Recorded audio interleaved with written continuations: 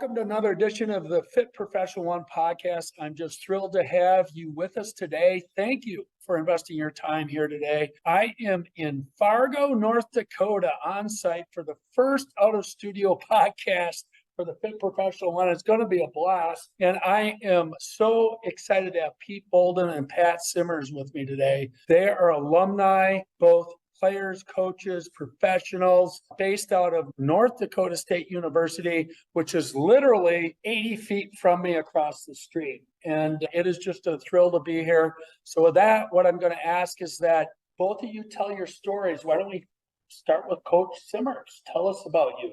And then we're going to have a good time. Which one do you want? Which one do you want? I want whatever you want to do. I'll start from the beginning. Yes, sir. I was 3 pounds when I was born. So I've been fighting my whole life. 3 to 300 is 10,000%. Good. If I'd have been a 10-pounder, I'd be half a ton. I'm 1 of 12, grew up in a 1,000-square-foot house. Good I Lord. had a bed to myself till I went to college. But been blessed. God gave me enough ability to get my college paid for. And I was just going to see how good I could be. And I think that's the real thing we talk about is to get people not to keep score, but to be as good as you can be, no matter what track you take. And North Dakota State's been great to me. I played here.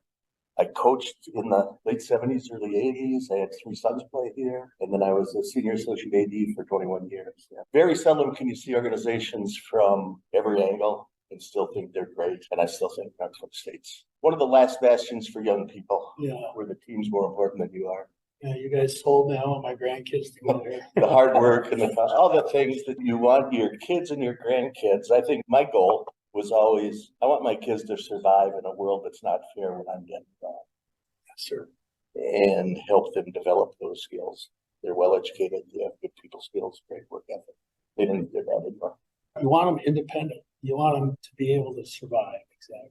That's part of the solution.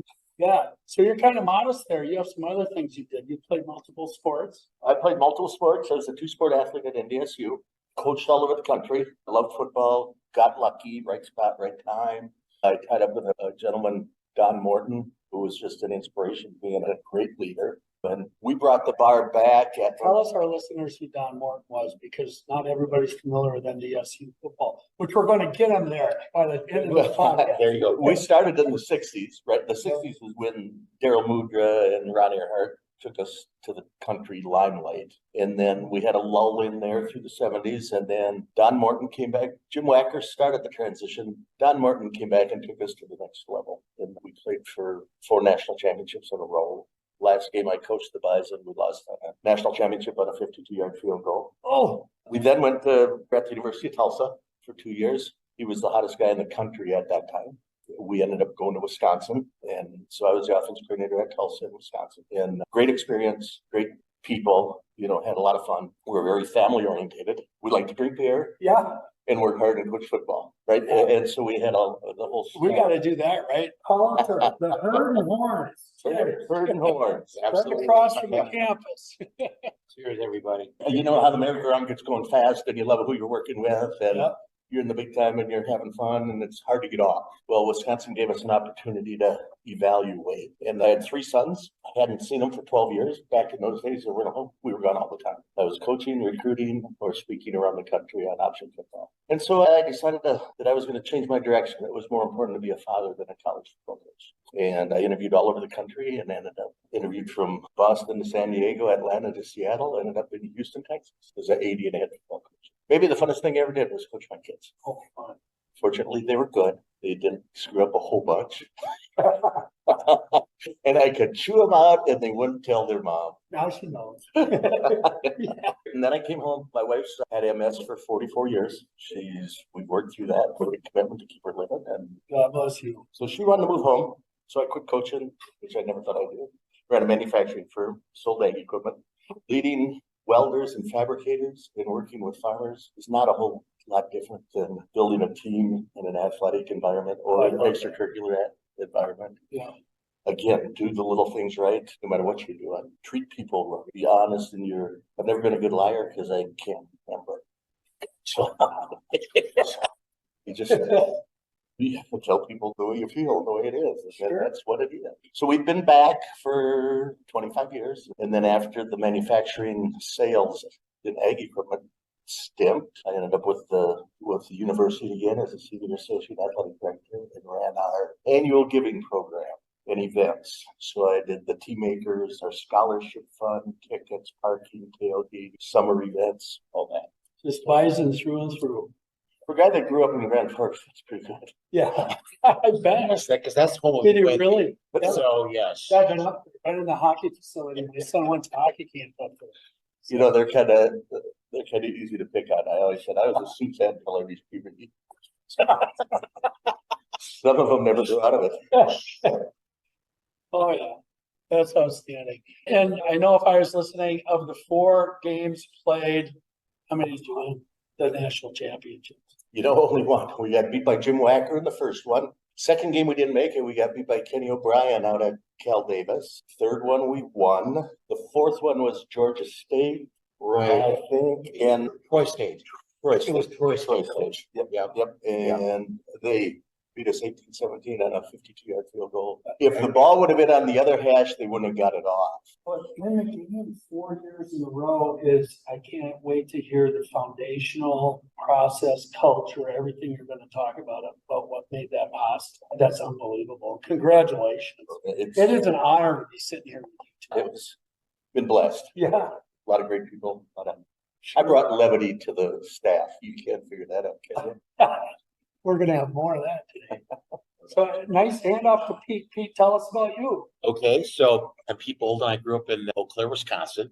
I was a 3-sport athlete throughout high school: football in the fall, wrestling in the winter, and track in the spring. And I was a sprinter. I was not a shot putter or anything like that. People look at you and say, I was, throwing the weights around. Now I was a sprinter. I was fortunate in the sense that my parents always taught us about hard work and responsibility. My dad said to me, Pete, if you work 10% harder than anybody else, good things are going to happen. So the expectation was you were going to always take the hardest classes, and that would keep doors open. I was always good in sports, really good in sports, really good in football. And I remember training between my sophomore and junior year and meeting the husband of a relative and who I held in pretty high esteem. And he said to me, you hit the weights hard, keep working out the way that you're doing, you might be able to go to college for free, which for me was a dream, because in the state of Wisconsin, certainly back in the day, but I think even today, Paul, the only scholarship school was Madison. And my 2 older sisters, my younger brother, went to UW Eau Claire. They lived at home. We didn't have a lot of money. And that was sort of the expectation, and I was determined to go away to school. So, worked my tail off, ran, lifted, had good coaching, good teachers, etc. And I had a couple of really good games my senior year. North Dakota State came through, saw my game film, and I could run, I could hit, I was tough, good athlete, good student, and they gave me a shot. And at the time, the pitch from Coach Ross 𝗬𝗪, was, if you come to our school, you'll play for a national title. And so to have that put in front of you was incredibly energizing. And to be considered a part of that, to have a chance to even get a scholarship, to be the first kid in your family to go away to school, it was just tremendous. It was everything that I was hoping for.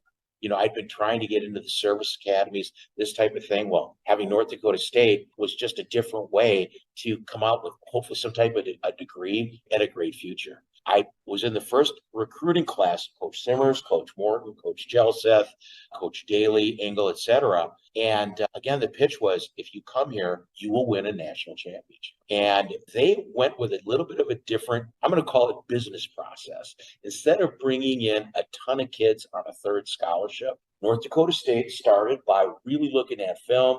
They knew what schemes they were going to run, the defensive front, the offensive front. And they brought in targeted players that were better athletes, either on full rides or 2/3 rides. And so, that was a change. And by the grace of God, I had the athletic ability and physical skills that they had projected me as either outside linebacker, an inside linebacker, or a nose tackle. I was never going to be a 6'1", 6'2" guy. If I stood on just barely off my heels, I cracked 6 feet, but I was tough as hell. And I'd always run and lifted, and apparently it's what they wanted. So worked my tail off. Everybody worked their tail off. Like Coach said, we went through a pretty tough start in 1980. I can remember being 0-2-1, and we're bringing in the University of North Dakota, UND, the Fighting Sioux. They were the Fighting Sioux in those days, and they were ranked #1 in the country. And we had lost a couple of tough ball games, but doggone it, we thought we were pretty good, and we beat them. We beat them here in Fargo. It shut the press down. All of a sudden, they got behind us. We got a tremendous tailwind, and we ran the table 10 in a row. And, well, we'll go into the detail of that first national, that first run at the national championship. But I think, I wonder if you remember Coach's speeches after the first 2 months. We'll get to those. yeah, I think there was one coach, as I They were recall, inspired. is that the lead, follow, or get the hell Well, that out of was the a way? good improvement. Cheaper. But I mean, you look back on those kinds of things, and you either come together and win and fight through it, or you break apart and you're destroyed. And so you develop character, you develop mental toughness, and that carries through your life, And we'll go into more detail. I was able, through a couple of position changes and a lot of hard work, to be able to earn a position as a starting inside linebacker, which was amazing. And I had a great 11-game run as a starter, and then I had a career-ending injury. Well, North Dakota State did not leave me hanging. These guys are high character. They do the right thing. And I transitioned from that, having a devastating injury, to being a student coach for 2 years and really having a chance to coach and get to know some absolutely wonderful athletes, which we may be able to cover during this time or not. But these guys did it right, and I continued to focus on school. They kept after me to keep current with my studies. And it just so happened that Coach Morton's wife, Susie's brother, was a general supervisor at AC Sparkplug in Flint, Michigan. And Flint, Michigan is where the Mortons and the Morgans were from. And I was able to get an interview. Now, that's all I got was an interview, but I prepped, knocked it out of the park, and was able to get a job as an engineer at General Motors. And from there, different careers and whatnot, and went to Europe. A lady that I met here at North Dakota State, married her. We went to Europe for a few years. We came back. I joined 3M, and I had a 32-year career with 3M, both in Seattle as a sales rep and in the Twin Cities in key account management, international marketing, and business development in 32 years. And again, it all came full circle. It all came back to hard work, preparation, nose to the grindstone, positivity. The glass is never half empty. It's half full. And, if God gives you lemons, you find some way to make lemonade. So in a nutshell, that's kind of my story. And it's awesome to be here today, Paul, with you. Coach Simmers. Paul was the captain of our high school football team, my junior year, his senior year. Just a tough kid. I loved playing across from him because he was so good with his footwork. I could read him as a guard, and I was a linebacker. The guards that weren't any good, you couldn't read. I could read him. He took good steps. He put his head play side. All that stuff you teach, Coach. He obviously has his athletic ability as well as you and I. I would agree with that. Well, what's interesting, some more background for the listener, is it wasn't too long ago, and it's a nice segue from your mention of captain, is I believe that I take that role really seriously to this day. I actually feel a little broken up talking about it. But one of my guys named Pete Boldon, our guest today, said, I'm really passionate about Bison football. And, I want to show somebody that. It's so spectacular. And I'd like to get that word out. Would you come with me over here? I think we can have a fun time. And, oh my God, I get to do I don't think I got to tell all the balls of the program, but we were in places that I'm pretty sure a lot of people don't get to go, in the locker room and the sayings. He walked me out the tunnel. I didn't feel worthy. I mean, it was such a thrill. And I got so jacked up. And then after, we go to have a beer and we meet this guy. And I'm so inspired. On the way home, you were in the car on the way home, because we rode over together with our wives, and I was just buzzing after talking to you guys. And at the time, I asked Pat if he'd do a podcast. He kind of said, well, yeah. And I think he said, Pete, who is this guy? But a big thing we want to do today is get the word out on what coaching is. And I personally think, and I could be wrong, but I have a hypothesis that tough coaching or intense coaching or coaching with intention that challenges people is kind of under the microscope and sometimes unfairly treated. And I reference, we read some articles and stuff we're not going to go into, but there is a book out there that's pretty prevalent right now called Do Hard Things by 𝗧𝗵𝗲𝗀𝗃. Great book.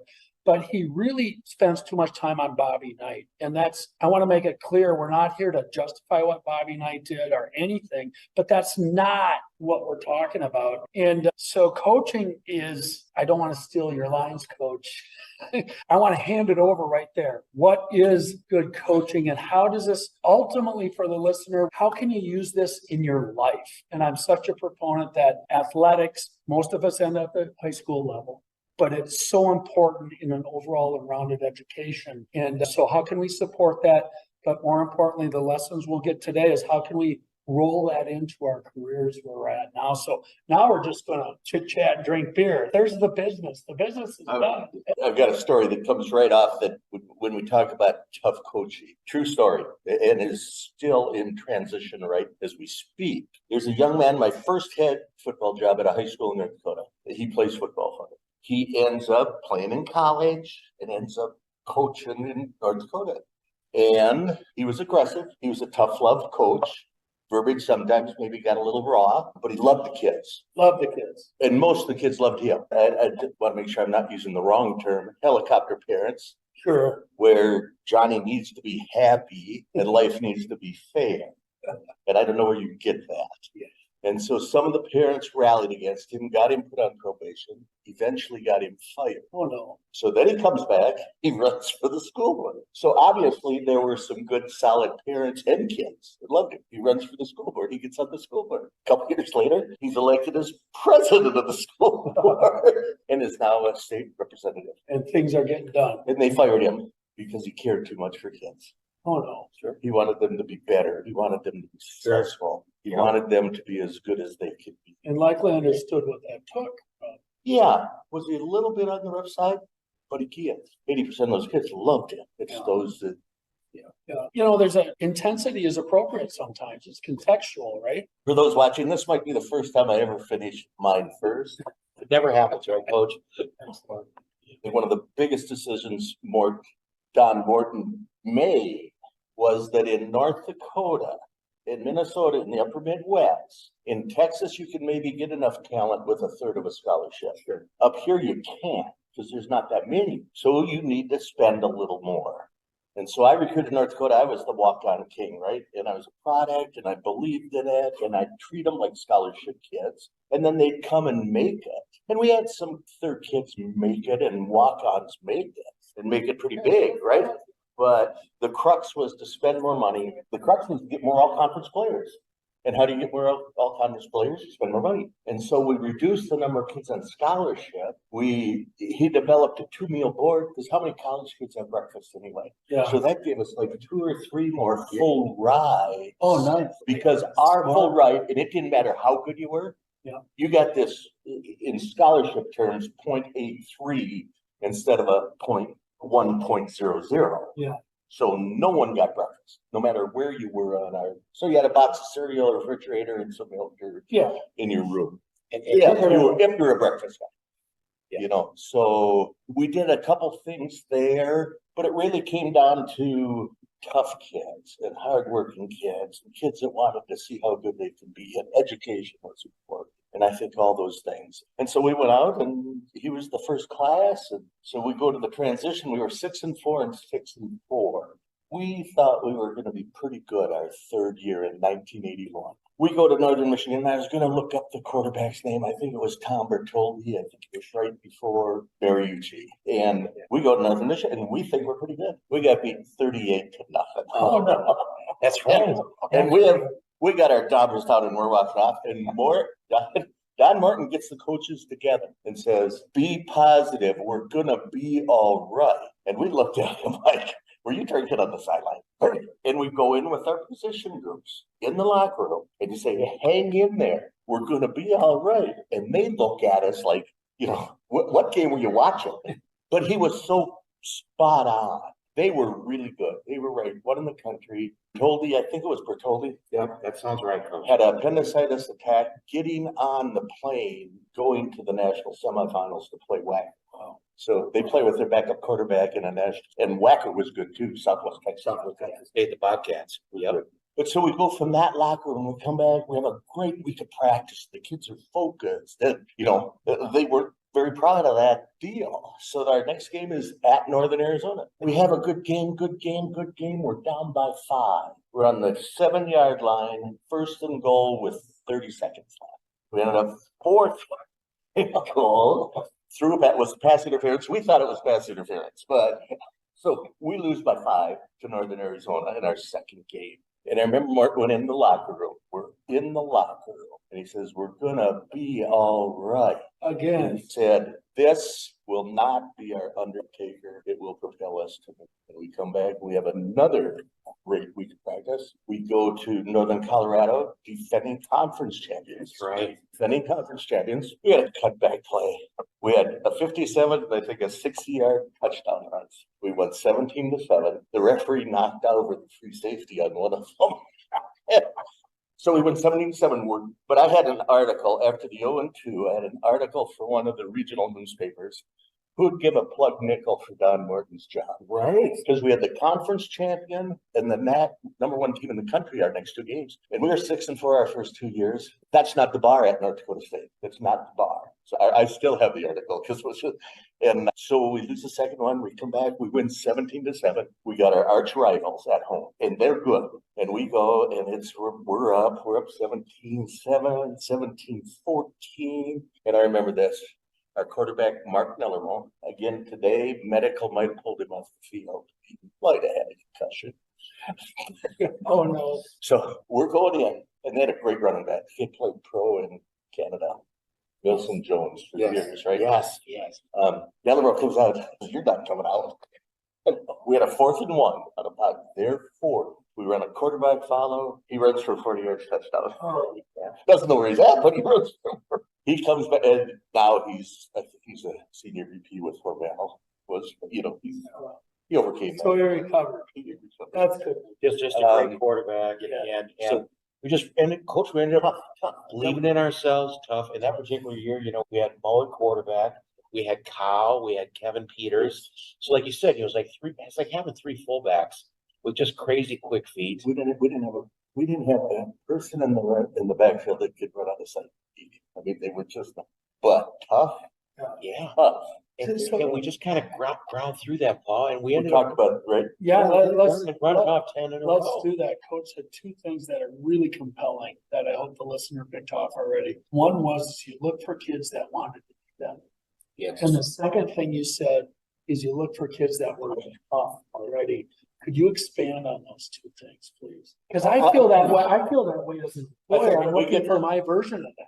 You get in the media and it's all flashy. And when you really talk about successful people, they work through adversity. They work through tough times. They work through setbacks. They keep their chin down and they keep leaning forward. What's the old adage is success is when preparation meets opportunity. I love it. Right? Yeah.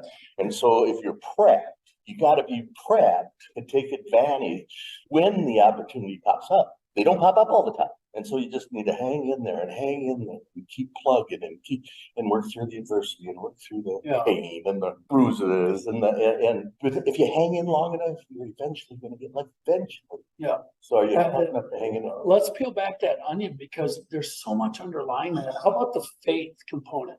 Faith that if I do the work, I'll get the opportunity. Isn't that an important piece? I think what's the coach's role? How do you maintain it when you're not? I thought, again, with Coach Martin, I have the utmost respect. Again, I think he's a brilliant guy. He was Red Microsoft's 2nd largest campus for 20 years. So he has a little bit on the ball, right? Isn't it interesting the success of NDSU grads, baby? Everybody, you remember that. Coach Morton, after being done coaching college football, becomes the EVP at Microsoft Great Plains Software. I mean, with that kind of leadership. Your athletic program at NDSU, all the student body, it's a little nugget of value that I hope the listener spreads the word. This is a fantastic environment. It is so impressive. And it just, I'm going to recruit you. Yeah, it's a land grant college and salt of the earth and work ethic and No, It's another thing that explains that, right? And I think football's easy. We haven't forgot who we are. We're upper Midwestern, right? We're farm kids. We're big. We're tough. We rush the football. We play great defense. Don't make mistakes. Right. We're just the things that the foundation that creates success, no matter what industry you're in. Do brilliant on the basics. Do all the little things right. When I talk to you about you're tough before you're good, love it. You do this toughness thing. Yeah. Never jump off sides, never go the wrong way, never put the ball on the ground. These kids couldn't go out of sight in a week. They never went the wrong way. They never jumped off sides. Right. They never put the ball on the ground. Right. You're now hard to stop. So you get tough. And then we go through that 81. And I always say we never coached our best. We got in 82 might have been our best coaching job. We were 11-0 and we were not very talented. 83 we won it. 84 we were good in love for the national championship. And we didn't even coach our good teams. I think we had 18 starters back for 2 years off that. And they won the next 2 national championships after we left. Right. So yeah, I think it's all those building, but it's about how do you build an organization? How do you build an industry? How do you, as an entrepreneur, how do you start a business? It's being tough and doing the little things, cross the T's, not the things that most people don't think are important. They're the foundation. How do you build a great house? I think too, Coach, part of the vision was if you come here, you will win a national championship. So that first year, we were well, you know what? I'll tell you what. But you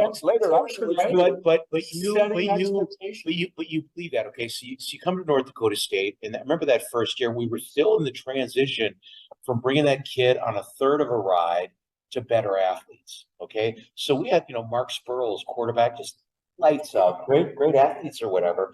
But still, when we were 6-4, some really great things, but there were things that you noticed, like a lot of us coming in were as strong or stronger than a lot of the seniors. So they had already sort of upgraded, so you could see that. We went through a lot of tough times. I mean, when I think of how, that first year of 80 was really tough. I remember running so many sprints or whatever.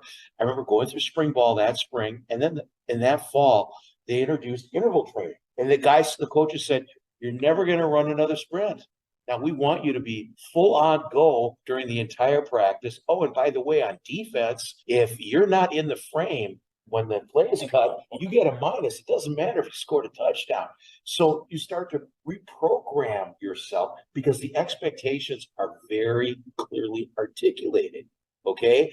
And these guys are getting smarter. They've got an open-minded training. All of a sudden, we're never going to run out of gas again because we don't have legs. We're going to be smarter. We're going to do things. We're going to get into routines when we travel. So even if it's an away game, 75 miles up the road at UND, we're going in on a Friday to get our practice in because we have a routine. We're going to stay in a hotel. No, we're not going to drive up game day on Saturday. These were all things that Mort and the coaches figured out. And we, with that repeatability, and you just knew what to expect. So it made the buy-in easier. So even as tough as that first year was, and even being 0-2-1, and I remember some really tough articles in the Fargo Forum. We knew we could do this. We knew we were good. We just run into a couple buzzsaws and we were young. Mo had waited 2 years. We had a bunch of baby bison and we just started to stack things up.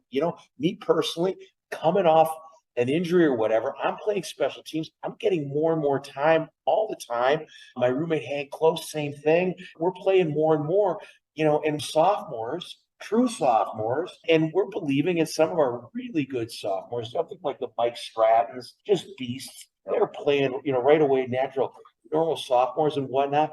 And we start stacking the wins. And the guys that buy in keep getting better and better, and we make it to McAllen, Texas. We're holding our own against Southwest Texas State. Well, guess what? It was 90 and 90 that day. It was 90 degrees out with 90% humidity. And we had a track with us. And it was -20 when we left Fargo, and we muffed a punt and then all hell broke loose, and it was tough, but we knew we had arrived. And that's, Paul, when you really buy in. That's when you take everything to even the next level. So, for example, you go into winter workouts. You have all the 3 weeks off. You come back to Fargo in the dead of winter, and you're starting out winter workouts. Well, I'm going for a national championship. I'm switching to inside linebacker. And guess what? I'm going to try to outwork everybody in that weight room. I'm going to try and outwork everybody at my position because you know what? I'm only 5'11" and a half. And I've got studs that are 6'2", 6'3", 6'4". I'm never going to be that. So I have to play perfect technique and I have to be strong. And people pick up on that. And your teammates pick up on that. And it's like a snowball effect. Multiplier. Exactly. Intensity And multiplier. I think the coaches On the even other, feel that. on the other side, with watching this class come in, we had some kids, and the whole 2 meal board deal. We had some skilled kids that were really good players because they're easier to come and develop. Our line was not. You need to spend more money on linemen to get some decent ones. Now we don't have to because they're all NFL. They walk on and they're NFL, so we don't need to spend money on them anymore. We have the recipe here in Fargo going. But I recall Excellence. recall this. Fargo is special. When all you have is you have great kids with some ability, but you get to be a fourth and fifth senior. If you stay on that 2 meal board deal or the walk-on deal, they're never good enough to beat these guys out. And what I distinctively recall, the competitiveness of his class raised the level of those upper class. It did. He's trying to take my job. Yeah. The value of the depth chart play. It created a sense of Trying to take my urgency. job. Coaches, I better get, this is no longer status quo. This is no longer, I get to play as a junior and a senior because I'm a junior or a senior and there's not enough talent behind me. And as coaches, when your depth chart players are kicking ass like that, that must be To watch That must them, be to excellent. watch them motivate the older guys. When the younger guys are motivating the older guys. Again, that's transitional and it's in part any of the industry. success, right? Yes. Oh, it was fundamental. And I think, Paul, I've got to say this because I will never forget it. So it's 1983. We win it all. Okay, we're taking a knee after the game. You know, we thank God nobody got injured or whatever. And then Coach Morton, I don't know if you remember this, he apologized to us. He said, you guys, I need to apologize to the seniors. We're looking at him. What the heck? We just won the national title. He said, I should have redshirted every one of you. You know, we were true fourth-year seniors. I don't think these guys knew exactly what they had. But to your point, Coach, and thank you for that. That makes me feel really good. We bought in, we believed, and we raised ourselves up. And I think you're right. Because of the character and the quality that we recruited. Yes. Age didn't matter. No, and you wanted to be a part of You it. gotta expand on that because that was so significant. The things you said you look for, the attributes you brought in. He's a crazy man on special teams. Crazy. I'm crazy. Kid. Yeah, he hits. He's a hitter. He runs out and knocks a dog out of people. So he's already forced. We're in our third game, and I think he's forced 3 fumbles already on special teams, right? Comes in my office. He says, Coach, I'm a senior. Yeah, I want to start. His name was Johnny Deb. And I said, Johnny, I said, my job is to give this group as good opportunity to be successful as I can. And I said, you have a role to play, and you have a more important role. You can win more games on special teams than you ever can as a starter. And you need to embrace that, and you need to take that. And this kid, on kickoffs and punts, he was nuts. He would run down and just knock the dog out of him. I think he had 11 forced fumbles at the end of the year. Oh my God. Right? Maybe just go down and blow him out. So a call out to number 83 on the Aves, who we used to chant his number. He knows who he is. So we went that year, and you know, you always have your MVP plaque hanging in the wall, and your MVP defense, your MVP offense. We created the most valuable special teams player, and we called it the Johnny Denton Award. Oh, wow. That's What an honor. Yeah. And he would come in every year to see who won it. Oh, that's so cool. And I mean, when you talk about employees or teammates or being as good as they can be and at their role and accepting their role instead of pouting and not helping. Here's a kid that didn't hear what he wanted to hear and bought in and he trained. And contributed to the mission of the organization. Contributed to the significantly. Yeah. I bet those receiving teams were not looking forward to that kid. In my years there, it was not a great football job. It was middle class white in Houston. It was a great day-to-day job. Great school, great kids, you know, great facilities, but he got in. We won the only district championship in the school's history. Wow. I looked at some of your prior podcasts, and Johnny Denton just came to, you need leadership at every level. You don't need it you need it at the top, but you need it at every level. Yes. And what is that? And here's You're describing Johnny Denton's a leader, not on the top of the pyramid. but through the role, through execution of the role. He accepted Yeah, so there's his position in this organization. Right? he brings honor, dignity, respect, character to the role and understands the role within the organization. And when I execute that my best, when I execute the role my best, how it propels the organization forward. Absolutely. That's an and my excellent goal- crossover to the Or my teammate, I'm not pouting, I'm not making a stink, but I am making a difference. And that energizes people that, coach, to your point that, maybe they don't have the skill sets to be the starter, but you know what? They can knock the socks off the guy across from them, covering that punt, blocking, covering that kickoff. Whatever the case is, we all have a role to play. Was it 19? What did you come in, 80? It came in at 80, coach. The upperclassmen hated them because we had this freshman class that was care how old they are, how many games played. We had this freshman class who's going to come and kick your butt every day. You're on the scout team, right? You're going to line up and you're going to kick your butt every day. And they hate them.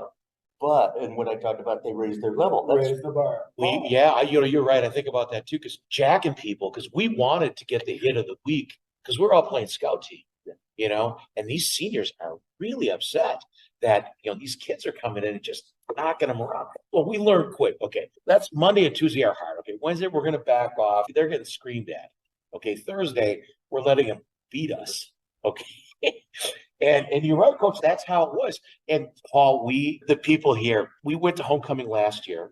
We ran into Coach Simmers at Chubb's Pub. So shout out to Chubb's Pub as well. And I ran into Ken Muckiner. And Muck talked about, he said, Pete, you helped me understand the role of scout team, where again, we taught those kids, we're going to burn the starters. We're going to make the starters look like hell on Monday and Tuesday. And then we got to back off because, they've got to get some confidence by Wednesday that they've turned the corner and Thursday they walk on water. That was just sort of, coach, our secret. But he always said to me, man, that meant so much to me. I could put it in perspective. And Paul, I guess it was just the articulation of what the class of 80, the recruiting class of 80, we just kind of learned. We didn't care. We were going to beat those seniors, and there were some of the things like when we came in before our class, underclassmen didn't sit with the juniors and seniors in the lunchroom. Well, man, they, the Joe Barneses of the world, for example, they were the sophomores. They invited us. So you kind of turned the corner, I think, coach, with the Nellermos and the Barn Doggers and starting to raise it, the Schlucks things. And then but they were here. They were they decided, this is bullshit. And this is about winning. And they opened the doors to us. And I remember Hank Close and I sitting down with the seniors like, can't believe you did. Screw that. And we just did. So the action as a depth chart player started to change the culture. I mean, that's really cool. Well, I think the culture was all there. We just didn't have the God-given ability, right? It's not that those kids didn't want to win and they didn't want to be good. Okay. We just didn't have enough players. Yeah. We didn't have enough all-conference players. Yeah. Let's focus on the results. Let's not focus on the BS. This is about winning. By Nothing else matters, Paul. Yeah. And by all conference, you're referring to their high school level. No. They're No, referring to college. Playing CC, baby. Well, that's a big deal. Yeah. Yeah, I understand. You don't have enough all-conference. So you raise the talent. That doesn't mean you're all-conference in high school. We don't, right? And we did it at Tulsa. We did it at Wisconsin. We were not go in the paper and look at the top 100 or top 500 recruits in the country. We were knocking on doors, building relationships with coaches, getting them to trust us. We're going to take care of your kids. Yeah. They're going to have an opportunity. It's just, how do you build an organization successful over a long term? There's short-term ways that don't last very long. I was going to ask the attributes you laid out before about the kids you brought in, including the class of 80. How'd you find them? And you started that right now by the relationships with the coaching staffs and stuff.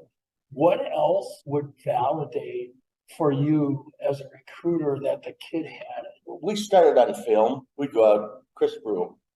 Yeah. That's a really good story.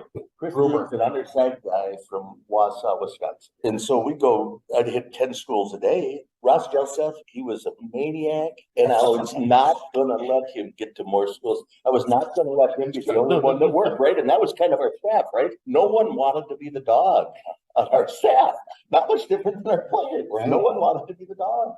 So Expectation. I run, but Ross Joseph raised the bar on my work ethic, on that getting up and going and getting to 10, 12 schools a day. And if you talk to big schools, if they get, you know, your normal recruiters, if they get 4, they think they're working really hard. Yeah. And so you get that, you build relationships. I don't know if you know Mount Carmel in Chicago. Heard of it. Yep. Stop there every year. And the head coach, Frank Lent, he goes, Pat, I appreciate you. I said, hey, and we had a whole Big Ten linebacker. When I was there with Wisconsin. Yes. Because of that relationship. And so that's still what it's all about. And I think we did that. We went out, but I'm out with Chris Broom. He's undersized. He's a weightlifting maniac. Yeah. He's a maniac, whether he's a weightlifter or not. I am sitting in my room watching film, and I'm going, this guy is nuts. And he does not have an offer. I was actually taller than him, and I thought I was the shortest guy in the recruiting class. He was actually shorter than me. Brought him in, and we talk about those intangibles, the toughness, the work ethic. Pete was in there also. He's not lying when that was what built him. But we had a class in that. But I think of those two guys were maybe the leaders in the field. Wow. You're very kind. Yeah. We had Hank Close from La Crosse Central, so Coach Jelseth got Hank and I remember Hank Close beat us on a kickoff return at Carson Park. We got beat 19-12. We ended up 6-3, and that was not good enough to make the playoffs. Central went at 7-2, and Hank is this crazy athlete. And what's really amazing, Coach Simmers, so by the grace of God, Coach Burkle is asked to be a coach at the Shrine Game. Okay, the head coach was the head coach of La Crosse Central, 𝗧𝗵𝗲𝗏𝗪𝗏. And sure enough, here's Hank Close, this guy that beat us. And we're roommates. And Chris Broom and a kid from Merrill, Pete, I can't think of his last name, big bell drink of water. You would have recruited him. We called him Fonzie, or not Fonzie, Patsy from Happy Days. Pete, I'll think of his name after we're done with the podcast, coach. Anyway, here's all these guys in Oshkosh at the Shrine Game, and we're all going to North Dakota State. So we are underdogs. We are underdogs. The South has got all these great athletes. And I remember we go to Lambeau Field, and we meet the South team, and we're the North team. And we meet, he talks to the South team, and then he talks to the North team. Then he pulls us aside, and he says, guys, I know you're not favored, but I think you can go out there, and I think you can kick some ass. Well, coach. And we did. And honest to goodness, I think that and the whole North Dakota State thing, it just snowballed, And when I think about it now, coach, back, during those 5 years that I was involved with the program, it just built, every class was stronger. And it's like, it's the momentum and the expectation. And okay, we win in 83, our heart's broken in 84. You guys go down to Tulsa. Coach Salmonson gets the team. He wins 2 or 3 in a row. Okay. And then I think Rocky gets it. And then we kind of fall off the map. And then it isn't until Coach Bowl in the early 2011, 2010, something like that. And then the ball rolls. And here we are today. Just trying to think, coach. But that's when we started winning. We had a tough spell from the mid-90s to probably we level. Right. I don't know if I call it tough spell, right? Yeah. I mean, most college teams were like everybody else. We're not playing for the title. Again, 64 doesn't work. No. Right. You win the SEC, you win the Missouri Valley Conference. That is an expectation at a minimum. I played in the 4 years that I played. We were 8-2 every year. We won the league 3 out of 4 years, and we weren't very good because we came out of national championships in 65, 68, and 69, and we weren't very good because we only won the conference championships. Paul, that's how it was. And that's the expectation. Yes. Yeah. Coach, one thing that I was just remembering. So we're now sophomore. I think we're sophomore. And we go into spring ball. You still remember better than me. I'm old. As I think about this, you guys, so there was a championship room. Okay. And you had to be a championship. You had to be a champion in order to be on that wall to be allowed into that room. Yeah, okay. That's one. And that door, no, because you're not. You're Paul had to stand outside. And listen, I didn't even look at it. You look at it. I didn't care. I didn't feel worthy. right. And No. but while we're thinking about it, shout out to Tom 𝗵𝗲𝗄𝗃𝗃𝗃 for setting up that stadium tour. Oh, that was excellent. Coming. Thank you. Thank you. Tom and Karina, love you guys. Anyway, so if we didn't win as sophomores, that room was going to be closed. And that room had never been closed in the history of North Dakota State, or so we had been told. And that was another motivator. We were not going to be a part of that. That was not within the realm of possibilities. Now you understand my nickname in college was Mr. Intensity, because when you wear your heart on a sleeve, but in a game like football that is so physical and so emotional, especially on defense, you got to bring it. And to be a part of this, I was going to be damned if I was going to not be allowed into that room. We had to keep that door open. The shame, the embarrassment, Coach, if that door had been locked. I can't speak for the other guys in my class, but I remember taking that to heart, thinking, this cannot be. As you come back, I mean, just to kind of just get the best atmosphere for NDSU in general. We've got stuff from all sports up, as well as just faculty and staff things, and just, everything green and gold, Bison related in general. Owned by former players? Owned by former players, owned by alumni. You're bound to see the president's in here 2-3 times a week, eating with his wife or whatnot, or meeting faculty and staff over here. So a lot of just familiar faces, a lot of regulars, a lot of just NDSU, good community people, things of that nature. Well, what is it like here on a football week? Crazy. Saturdays are nuts. You're not here when we unlock the doors. Chances are you might not get a table. Like, it's pretty packed. Yeah, and then especially as soon as tailgate, if you don't leave tailgate early, like, you're not going to get served. That's probably a little exaggeration. Yeah, still come. Absolutely. But no, we get people that are it's standing room only. You got to come up to the bar and whatnot. So it's a really good atmosphere. It's a really good crowd. You got between alumni returning, former players, current students, all that stuff. Just a really good atmosphere in general of people coming in before the game, then they go to the game, and then people coming in after tailgate to watch the game. So it's just a really good atmosphere all around. We really appreciate the way you've treated us today. Thank you. Absolutely. Excellent. It's great. Yeah, don't miss this place when you come to Fargo. Absolutely. Thanks, guys. Thank you. Okay, we have had a really fun conversation. Let's go. We gotta bring the element of all the things you guys have shared back into how we can use it in the private sector. And when we were off camera, we had some really nice conversations. So if you guys can just pick that up again, what you were talking about being in the manufacturing sector and all of the above. I mean, we're having a ball here. Let's just rock and roll. Listen to your wisdom. I was a football coach for 22 years at all levels, and really never thought I'd do anything but. And then when our oldest son went from Houston, Texas to North Dakota State, my wife says we're moving home. And our middle son was on most everybody's recruiting list. And I said, I'm not moving him unless he wants. And here's what our middle son says. He goes, Dad, if it's good for you and the family, I'll be fine. As a 17-year-old. And so we moved back, and he was a little frustrated. It was like, he was an all-state player in Texas, and he got to North Dakota and couldn't play anymore. And he was the player of the year in North Dakota. So he had committed to Rice, and then my wife's health had started to decline, and he visited our engineering department, and he says, well, I can get an education here at NDSU, and I can be with my family and see my mom and do all that. And so he came, and it let us help extend. All three boys played. They're all mechanical engineers. He was a 3.98. The dummy was a 3.75. He had a B every semester. There are a lot of semesters I never had a B. Wow. So congratulations. We're very proud of their great, and I used to say young men, they're not that young anymore. They're part of the solution. So tell us about that. What's this part of the solution mean? Great work ethic, family orientated, people skills, some native intelligence. Again, I think native intelligence is over exaggerated on tying it to success. It's more about those other things. It's about some work ethic and about some people skills, and hanging in there and working through the adversity and keeping your chin down and understanding that life's not fair and work through it. Okay, will you describe? Well, I told you about my go ahead. Happiness is a euphoric state that goes by on occasion. Yeah, like a signpost. And if you hang in, whether you're married, job, kids, there's euphoric time that are just memories, that are just times and space that you'll never forget. They come and go. They come and go. The rest is life, and life can be hard.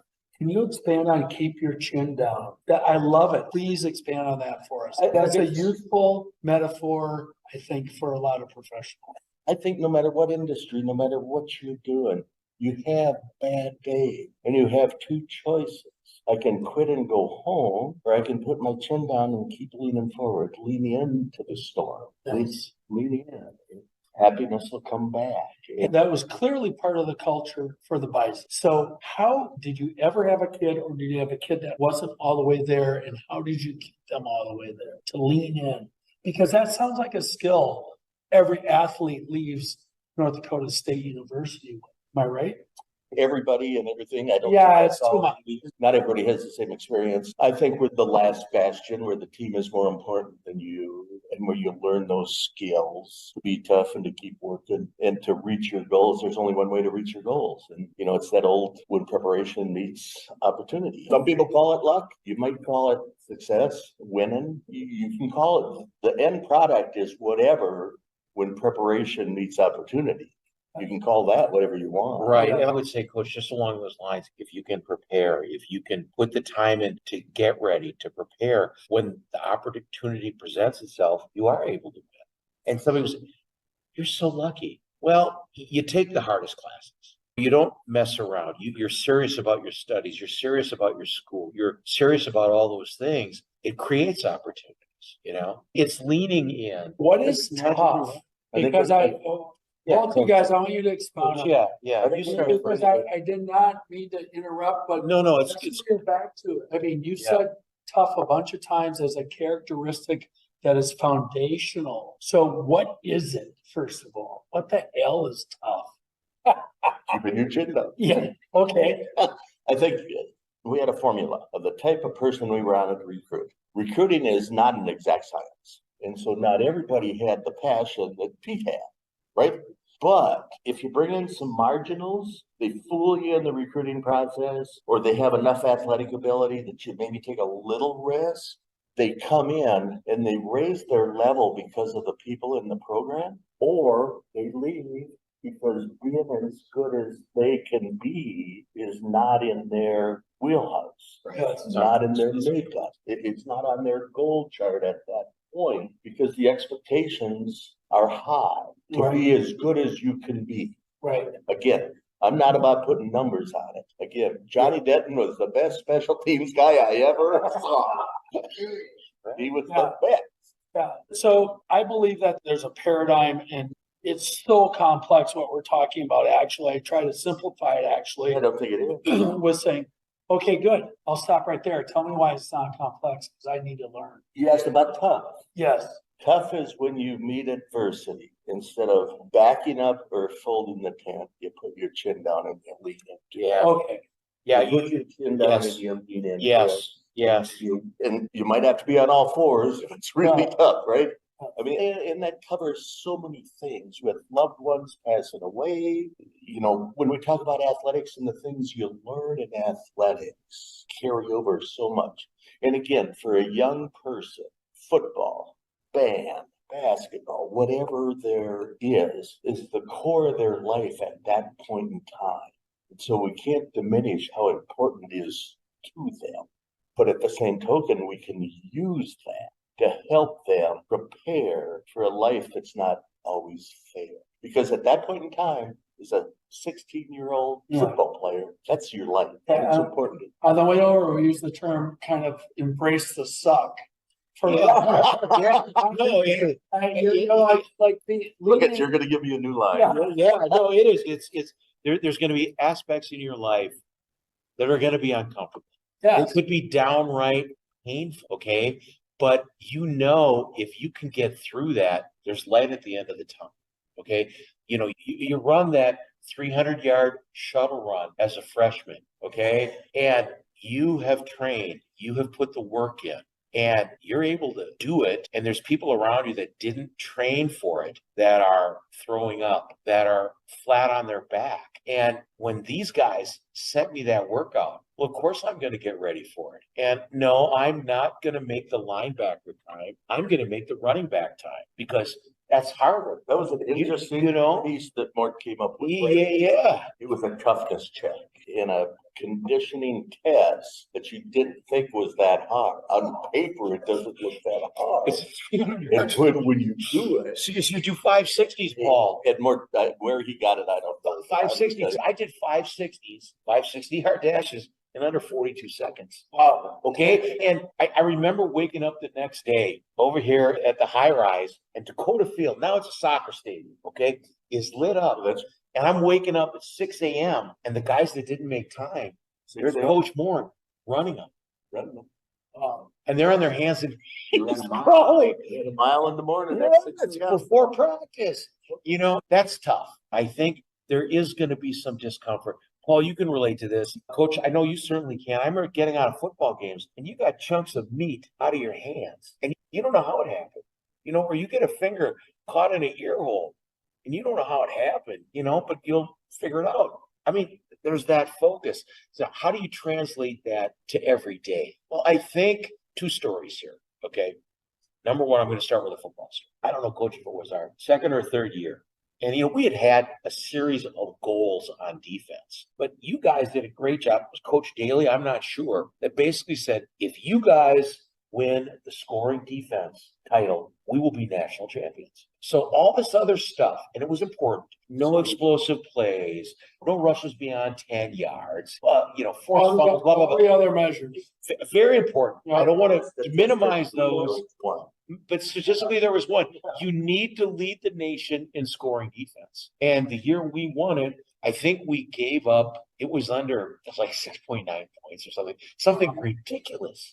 But we knew if we did that, we're going to win. Yeah. So I think as business people, as business leaders, if you can boil things down to their basic components, that's going to help everybody, your newest employee to your veteran. And sometimes your veterans may have the idea. You know, it took me a while, for example, in my last assignment at 3M, very complicated business. Okay, how am I going to blow out my forecast? Because for me, my sales forecast was the national championship. That's how I had to figure it out. I'm a very, like Coach says, you know, he doesn't tell a lot of lies because he can't remember. Me either. It's way too complicated. It's just focus and go. Well, that's such a pragmatic way to look at things.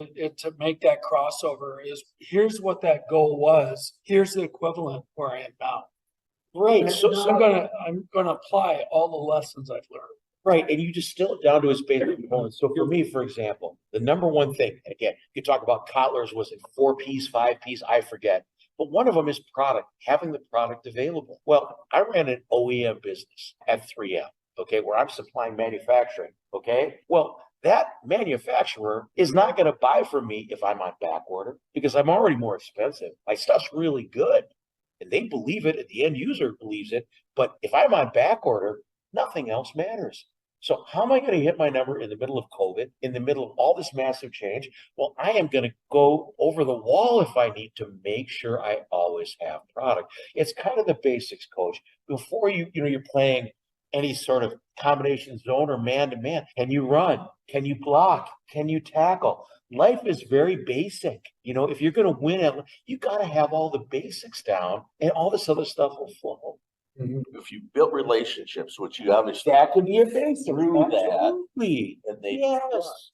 Yes. You can say we're in a bad spot, right, and not lose accounts. Yeah, amen. Because we've hit a built relationships, they trust you. Yes, I'm going to get you out of everything. You always got to bump. And I prided myself in not telling a kid. I said, recruiters, they're full of crap. I said, but mine's good crap. Because there will be nothing that happens that I don't tell you. It's going to be the way I say it. And that's integrity and character. And if I offer you, you're offered, and we're not taking it away. Right? Yes, which happens all the time. Yeah. And so I think that it's about relationships. It's about, it's just, and how do you. And what's so interesting about NDSU football is those attributes roll forward. You guys are alums of the program, and they still do it according to other conversations we've had. And it's that's what I'm proud of as a longtime alum, as a player, student athlete, as a coach, as a parent, and as administrator. Wow. They haven't forgot what's really important. The core. What's really important. Yes. Paul, Developing fine young men. right. Let me put it to you this way. Wow. I had my right ankle destroyed. I happened to be mid-stride. I landed full weight on my right foot and I had my leg chopped. The foot stayed on the ground. The small bone shattered in 6 pieces. The big bone cracked and blew off the top of my foot. So when they carried me off the field, the only thing holding my foot physically to my body was skin. Skin and flesh. Everything else was gone. Wow. Okay. Now, these guys, they were supportive. They gave me all the time and support I needed to rehab. And they said to me right from the get-go, no matter what, we're here with you. And they didn't have to do that. By NCAA rules, you guys could cut me loose. That's So right. the integrity and values of the program, I'm not going to name names, but I'm aware of another program where a young person broke their back and they weren't only not taken care of and isolating the fractures of PARS 5. I'm getting that wrong, but it's a common injury because of squatting and that kind of thing.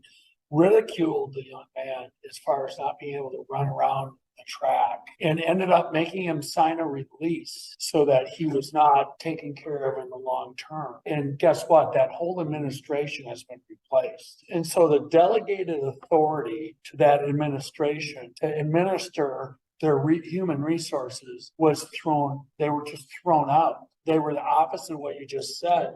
That Which is would why never North happen Dakota at North State Dakota State. University has been perennial over time. You just described a similar injury they kept you. They kept you in the program. They made you a player. And the takeaway for the listener who is not in athletics, right, is when you guys talk, you're 3M, you're in manufacturing. We talk about, and now sales and all those things, is there's foundational principles that have to maintain to take care of people. And when you throw them under the bus, who's going to go to that university? That's why North Dakota State is so great. And, as far as we can reach with this podcast, I'm telling you, come here. There's integrity here. There is. There's honor here. There's character. They paid for 2 years of school, Paul. Wow. So I could get a bachelor's degree. I got 5 years of school. They made the young man I'm referring to sign a release to get out of the Simmers. program. No. And I won't say who it was, but it was a Big Ten program. Yeah. No, I sat on a beach and read a book. It was a boring book. In Search of Excellence. Oh, I've read it. I love that In book. Search of Excellence. And when I got done with it, there were points, and it was IBM and Hewlett Packard. Sure. At the time, I remember that. Big boys. Boys and girls. And the key to success was the people. Absolutely. And no matter how big you are and what your numbers are and what your gross sales and all that, still comes down to the people that sustain at a successful level have great people and take care of them. Yes. And it's interesting because right now, safe space Whether is that's being whether misused. that's a football player, Yeah. whether that's But I think you guys just articulated what safe space is. It is character, integrity, and honor, making sure that people are maintained and supported. It's not a recess from responsibility. It is about working toward the mission, but making sure it's kind of like the military does, where it's a horrible thing, but nobody even gets left behind. Right. You don't leave anybody behind. North Dakota State does not leave anybody behind. No. my job. I always thought as a leader, as a coach, as a team builder, as all that. My job coaching is to create opportunities for young people to see how good they could be. It is not my job to save them.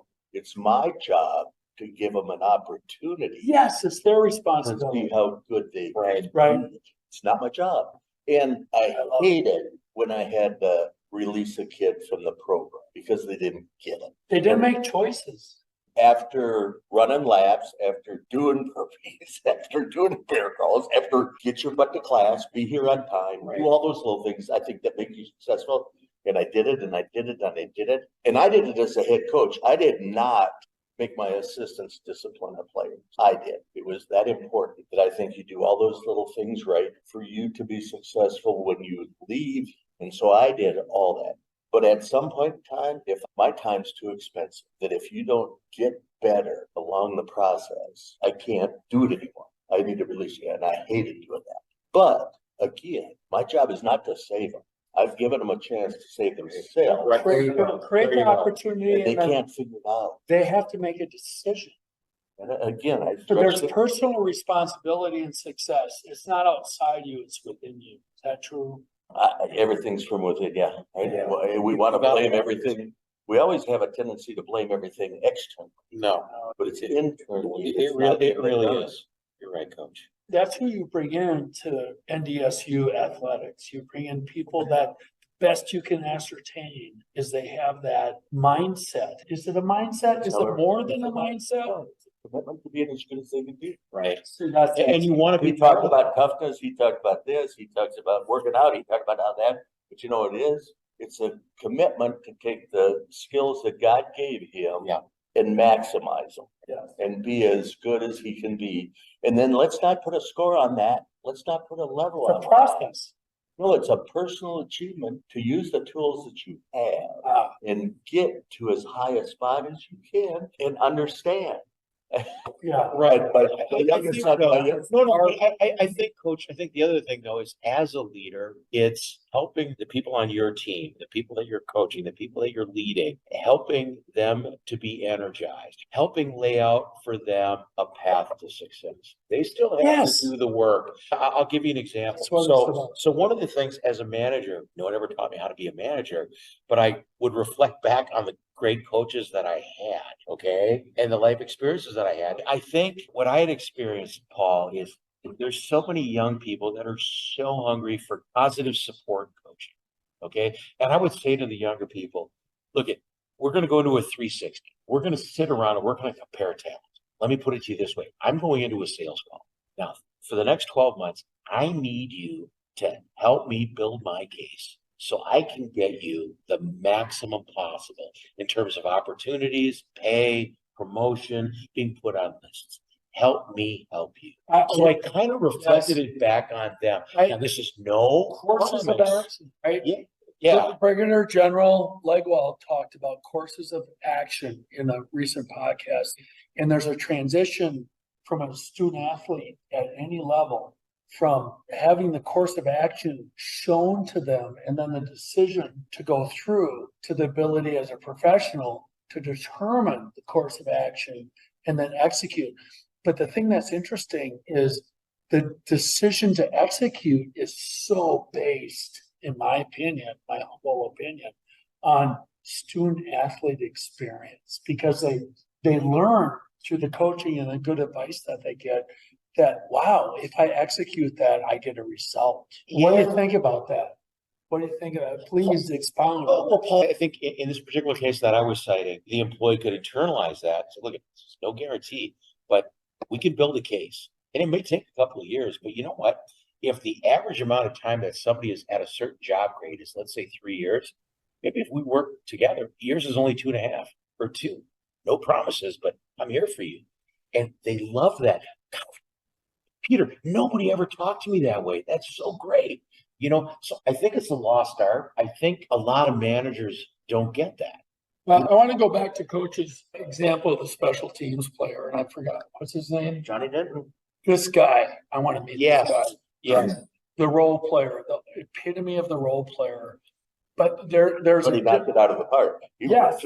And there's a difference He wasn't between, taking a seat on the bus. right, He was an integral part of it. and he was going to just maximize that He position. accepted his role. I forget what book it is. I think it's actually called Peak Performers. And one of the things that comes back to me is the author talks about a toll booth employee that maximizes that role. And they're all in on that role. And I think there needs to be realism added to, well, let me qualify this in that I don't think it's accurate for parents to say, you can be anything you want, Johnny or Jane. I don't think that's right because you come into the world with competencies and genetics and skills so that what the coach does is shows you where you fit and how to maximize what you're doing. You get a third-party assessment that's not your mom and dad. Sure. I believe that this is really integral, and I'd like you guys to comment on that with the context of North Dakota State football and your experiences, because this is a hypothesis. I don't know this to be true. So that's like one of my interview questions is what do you guys think of that? I think it's about, I go back to being as good as you can be, but that's a broad scope. First, what's your passion? What's really important to you? What do you want? You can't be great at everything. Yes. So that's the truism. what's your passion? Find your passion and commit to be as good as you can be. You obviously have some wherewithal, some talents because you're attached to it. Yeah, and everybody's But got let's just talent, take right? Everyone's got different talents. Yeah. But let's take that and be passionate about that and say, I'm going to be the best there is. But more than best there is, I'm going to be the best I can be. Because if everyone is just as good as they can be, it's a pretty good world. It really is. And so to steal your nomenclature from before, lean into it. Chin down, lean into it. I love it. So let me ask you guys this. Okay. I'm making a t-shirt. Yeah, I chin down and 3X. Chin 3X. down and yeah. Me too. Sadly, 3X. But no, so We don't need an extra long though. I need an extra long. I do too, to cover my tummy. But back in the day, I was a V. Now I'm an inverted V. But anyway, so question for you guys, I We guess. still love you, Pete. Thanks, Paul. Hold on, I got a trivia question. Okay, so question for you guys. I mean, my parents always said, I don't know if they did or not, but I heard if all you're doing is digging ditches, be the best ditch digger there is. Yes. Okay. And be comfortable. Yes. I'm busting it out here. I'm as good as I can be, and I'm comfortable with that. Yeah. See, and they look in, not out, right? Right. And I've always felt, okay, if you're going to be a ditch digger, be the best one that there is. Yeah. That's number one. Number two, Coach, to what you said earlier, if you can find your passion, pursue it, but pursue it with realism. Like you want to be the starting quarterback of the Green Bay Packers. Okay. You are you? Okay. I thought you might be Minnesota. Nice. Good. So, okay, maybe you can't be that, but coach a football team or get a job with the Packers. Or I guess my point is if you can monetize that passion, you're really going to be happy. Or be practical enough that, okay, my passion is not monetizable. I don't know if that's a word. So I'm going to work my ass off during the week so that on the weekends, I can pursue my passion that is not monetizable. That's another way. I think you guys, you embrace the suck, you get your head around things, and that's another way to be the best that you can be. I need to tell a story about a guy. Please do. A guy, my dad. My dad was a farm kid. He quit high school after the 9th grade because his dad wouldn't let him play football. My dad's 6'2", 220 and 5% body fat, right? So beast. Animal. Beast. And this is 50 years ago, 60 years ago. But he was a mechanic. He did body and then he owned a gas station and then he ended up at the end being a wheel alignment guy. So he's sitting in this pit, pulling on rusty bolts and fixing, and he was great. He had friends that were doctors and lawyers, and he had friends that were garbage guys, and he was friends with all of them because they respected him. He was really good at what he did, and he was really tough. Yeah, right. Yeah. And he treated people all the way. And he raised 12 kids. And when you talk about the toughness and the leading forward, and I mean, my guy is sitting in a pit in the middle of summer pulling on racing this stuff. The only thing I knew is, and I always say this, that he never had time to arbitrate. So he'd line all 12 of us up and knuckle it. And he'd say, Dad, I didn't do it. He said, you did something. So either one knuckle ahead or one knuckle behind, but I'm in the game. He was a great softball player, when he later on. But he just said, if I can't be in athletics, why am I in school? And he was not, he had a lot of native intelligence. Yeah.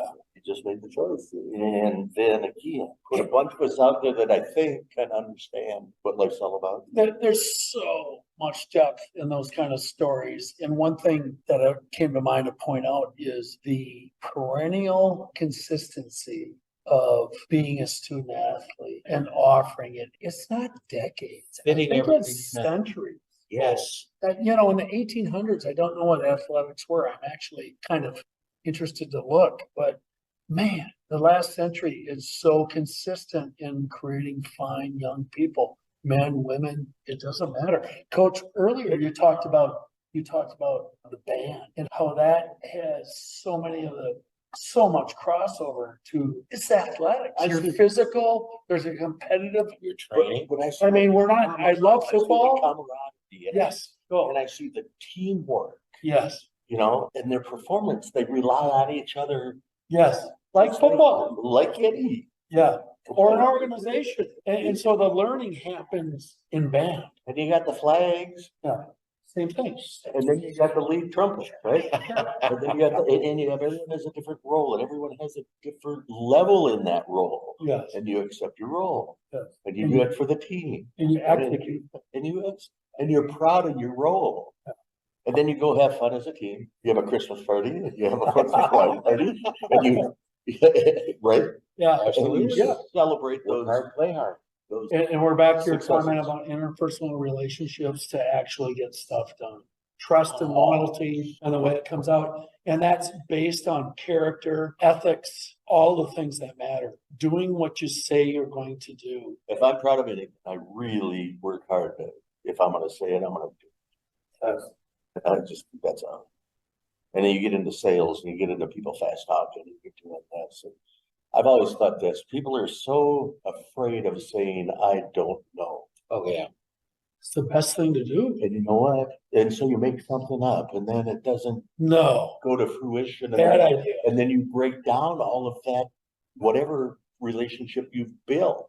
Yeah. So it's, I don't know is not an embarrassment, but I'll find out and I'll get back in touch. And see, I think that goes back to like the depth chart player who's not as talented, who makes a mistake and the starter creams them, but they get back up and they give it their best and they challenge them. And there's learning happens. That's a different version of that. A role to play in the team. Yeah. And I think that goes into exactly what you're saying, teaching ethics and morals and character. I think A lot of that people want a shortcut. There's no shortcut.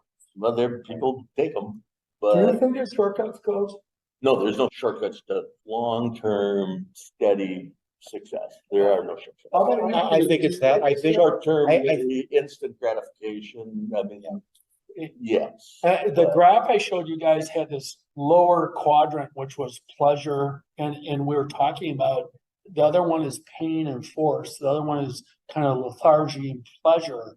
And both of them had injury limits. So if you do nothing, we have health, we have mental, we have emotional injury because we're not now ready to, and in the podcast, we're not now ready to handle what comes at us.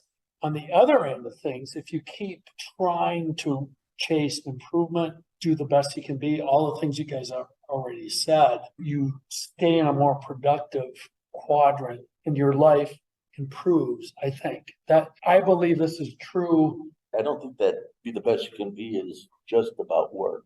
It's about marriage. It's about raising kids. It's about family. It's about friends. It's about being the best you can be is not always about career. They're not mutually exclusive, right? No, I would agree. I mean, I think it's doing the right things. Paul, you showed us, and I agree, there's a continuum, and sometimes being tough means you're going to be uncomfortable. Okay. For example, Become comfortable being uncomfortable. right. And it's that discomfort that is necessary. Okay. So for example, I was recently diagnosed with a little bit of high blood pressure. Okay. Well, it's going to suck because I got to walk more and I got to bike more and I got to watch what I eat more. And you know what? That sucks because it was just kind of fun, just not doing anything and eating and drinking whatever I wanted. I identified people in the organization that had a job that I just thought was cool or really wanted, and I would get on their calendar and I would go to meet them and I'd say, I think what you do is really cool. How did you get there? And they would share with me the different jobs that they had at 3M or other companies. Okay. And I would do that 1, 2, 3, 4 people, and you would identify commonalities. Okay, so in my case, now 3M has changed, but in my case, I'm in Europe. I'm living on the economy, but I'm getting my master's in business. And there's all these high flyers coming into 3M Europe where I'm a student. And every one of them had started out as a sales rep. And I'm thinking, well, shit, I can talk to customers. Okay, they all were sales reps. I better be a sales rep. Okay. And then what were their marketing programs and these sorts of things? So you start to put, and it was through talking to people, and people love to talk about themselves, what they did, And so then I knew I could talk to customers. I'm going to be a sales rep. And from there, every job I ever wanted, there were two things. I talked to people that were in the jobs I wanted. And the other thing that I did, I made sure that the current job I was doing was better than anybody else. So what I want to do for the listener, and especially people in your generation, is pull out what you just said. So number one, you were dedicated to self-improvement. Oh, yeah. And I want you to correct me if I miss this, by the way. So I'm trying to summarize for listeners. So the other thing that you did is you were absolutely adamant about the mission of the organization that you worked with and your role. So you wanted to maximize your role in that position to the extent you were in. So you wanted to add skills, knock that out of the park. So go ahead. Well, I don't know if that ended up being the result. So in other words, this guy is in a role doing that for me is an absolute flipping dream. How do I get there? So he or she would tell me the types of things that they did. Then I, in turn, Paul, took that information and activated it, if you will. And what are the skill sets I need? What are the experiences I need? What are the jobs along the way that I need to get to where that individual is? So it sort of let's stop you right there. And what you just said encapsulates a mindset that's so productive. And if we can hire for that and bring that into our organizations, people that want to maximize their impact in their current role, and that dovetails right back into Bison football. And Paul, you're right. You guys have been talking about a specialty player being a backup. Understanding your role, guys, the very best you can in that role. It really does. Let me give you a story. So the guy that I'm working with at 3M, his son is recruited by the Badgers. His son is a beast offensive line. His son is struggling a little bit because it's a whirlwind. This kid's from Menominee, Wisconsin, and he's got the physical God-given talent. Where'd he go? He went to Wisconsin. So I said to him, listen, how many first, second rounders did they have? Oh, God, they had a ton. That you guys developed. Yes. In the meantime, what I said to his son, he should have come in his. Well, besides that, and I've talked to Paul about that, but that's beside the point. In the meantime, what I said to him is identify people in your position group, in your room, who you aspire to. Whether it is all Big Ten, all American, or they make the academic progress that you aspire to, and live in their back pocket and do what they do. So, Ian, my point is identify those people, those jobs who you aspire to. Make sure they're good people. Yes. And then replicate what they've done. At the end of the day, they gotta be good people. Do you know what I'm saying? I'm gonna have that basis. And I'm gonna go back to be relentless. Be relentless in finding out. Sorry, guys. No, you can. It's all yours. Awesome, Pete. Way to go, man. You have this, but I still think the core is maximize, be as good as you can be. Oh, absolutely. Because sometimes and a desire for that, right? You want to beat this That's what guy, he just said. and you maybe can't.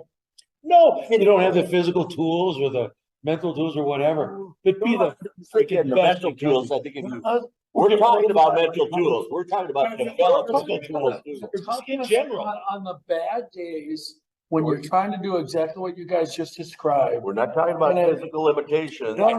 We're talking about emotions. We're talking about mental tools. Yes.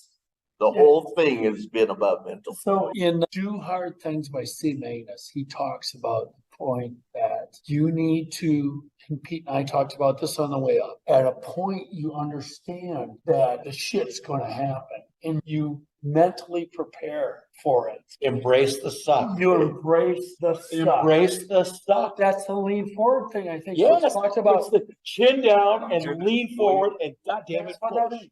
Leave into it. But Leave into what it. happens with young people especially is they don't understand their capacity. Remember the Oh. injury? I have force and pain. And at some point, if you have too much force, you get injured. Also within activity, you get injured with cardiovascular, all this kind of thing. But on the upper end with what you're trying to establish and progress in whatever role you're in, you have to continually and consistently apply effort toward an objective with intention to get something done. I mean, if I think we've shortchanged our young people on. please go, take off. Shortchanged them on you gotta be happy and life's fair. And I just. Life don't agree isn't with fair. that. And I You're think right, they- coach. It's not happy, it's not fair. Life's life. Again, Yeah. I think we've shortchanged young people on the skills to handle a life that's not fair, a world that's not fair. And you work hard. And again, we've talked about, Ian, you didn't hear all this. And it's an old adage, when preparation meets opportunity, we call that luck, or you call it success, you call it winning. But without the preparation It doesn't. and the toughness to prepare long enough until you intersect with opportunity. Yes. So it's about preparing and then But hanging in long enough, because if you quit too early, opportunity is going to fly by you, right? and So you have to hang in until prep runs into opportunity, and then you win football games, Yeah. you have success, you get a great job. So what's the coach's role in that, or the manager in the private sector? With the great days are easy. I think a manager is helping your people work through the not so good days.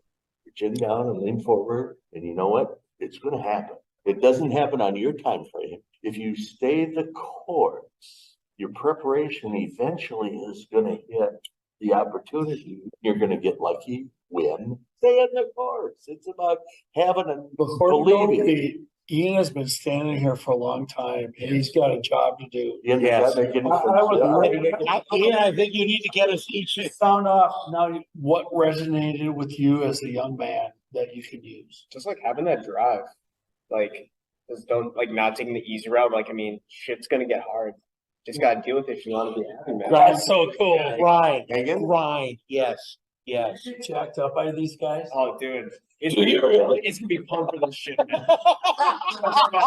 No, but really, Good. As long as you control your own destiny, and as long as you understand that and don't blame other people, and I gotta work hard. I just gotta keep leaning. Leaning And forward. Eventually it'll get to you. You Yeah. do that in your academics, and you do it, eventually you get there. And then once you get out of that, once you get a great. The significant, I'm gonna put that t-shirt together. The significance of the phrase lean forward. It's like lean into it, man. Give it your best. Embrace the suck. And the integration, the other thing we're talking about, to So live your fun. best life, So fun. is so powerful. And I hope that the listener through this conversation has enjoyed not only, but also benefited from the insight, like the rest of the story and what matters in what we're doing. Yeah. And if you guys could lay out for the listener, including you, Ian, because you have come in here, I really appreciate it. God bless I you. would, Yeah. I would love it. So we'll have you go last, but what are your takeaways or messages to the listener based on the conversation today that they might be able and willing to implement in pursuit of their very best life?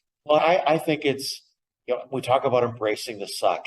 Look at when God gives you lemons, really make lemonade.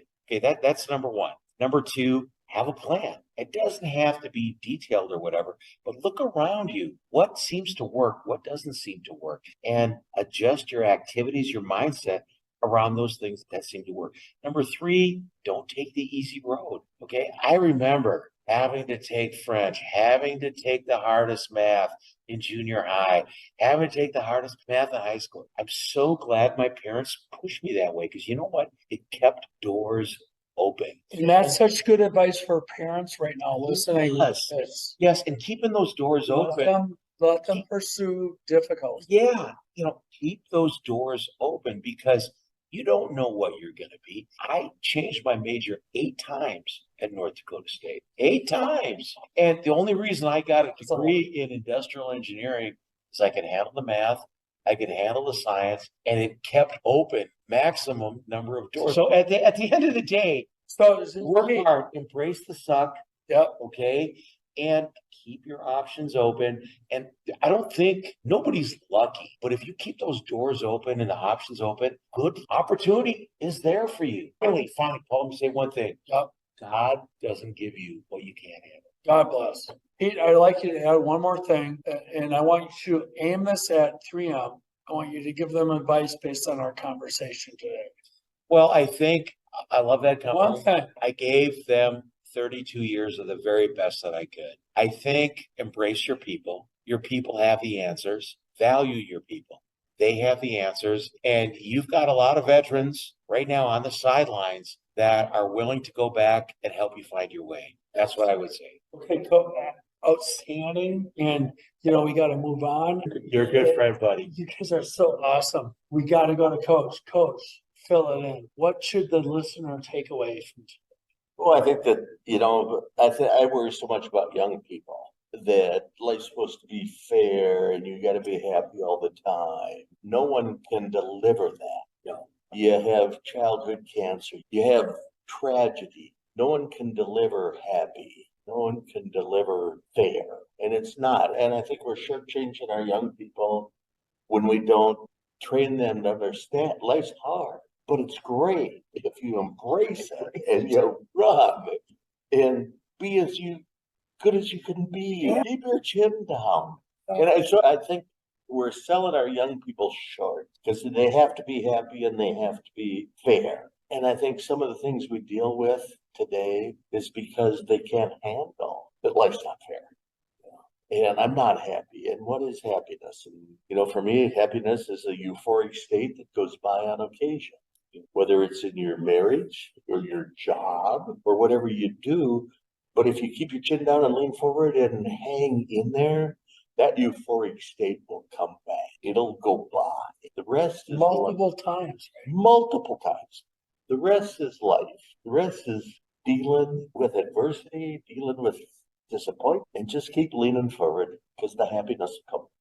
And I think all that, and I think we're really leaving our young people short in that the whole happiness and fairness deal is not a reality. It's not a reality. So I think just that. I love people. I love coaching. I love touching people. I love trying to make a difference.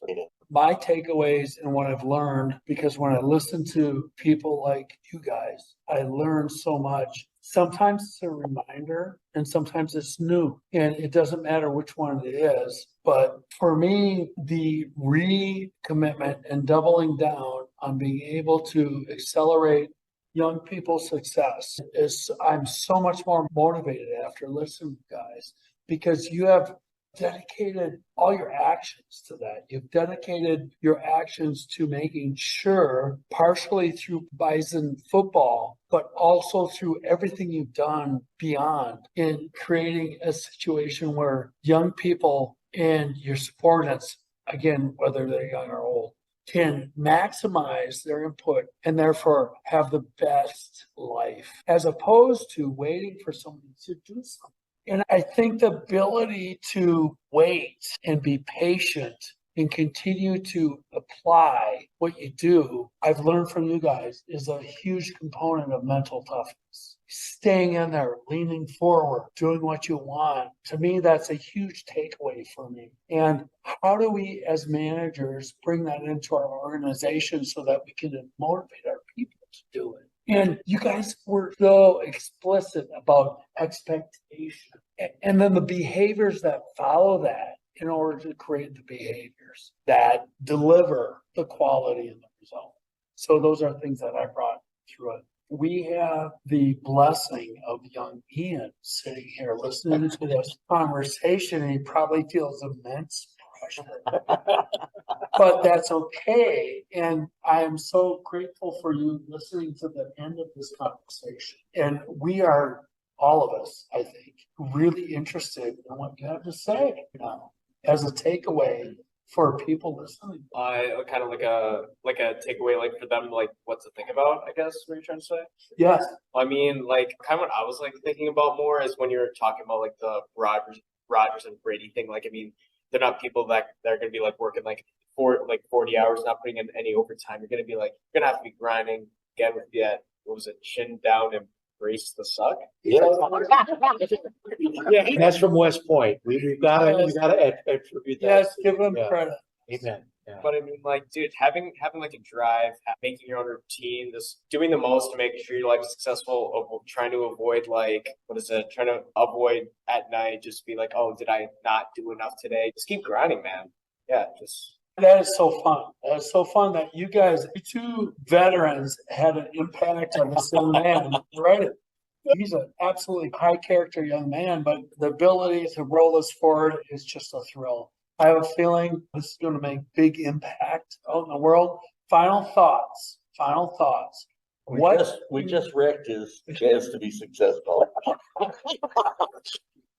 Do you have any final thoughts that I didn't summarize adequately that you'd like to leave with them, including you, Ian? Please do. Yeah. I'll start out. I think shoot for the stars. The sky's the limit.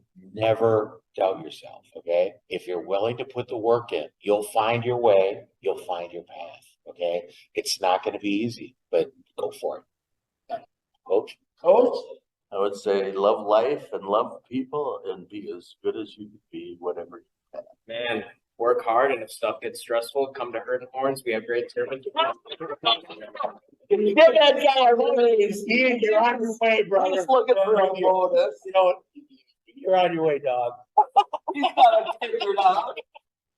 I so appreciate you joining the TheFitProfessional1 Podcast. We have had such a good time. Let us know what you really liked about the podcast and what you might be able to reinforce and utilize, because we'll learn from that too. In the meantime, go Bison. This is a great place. If you're thinking about North Dakota State University, quit thinking about it and get here. Amen, brother. Let's go, baby.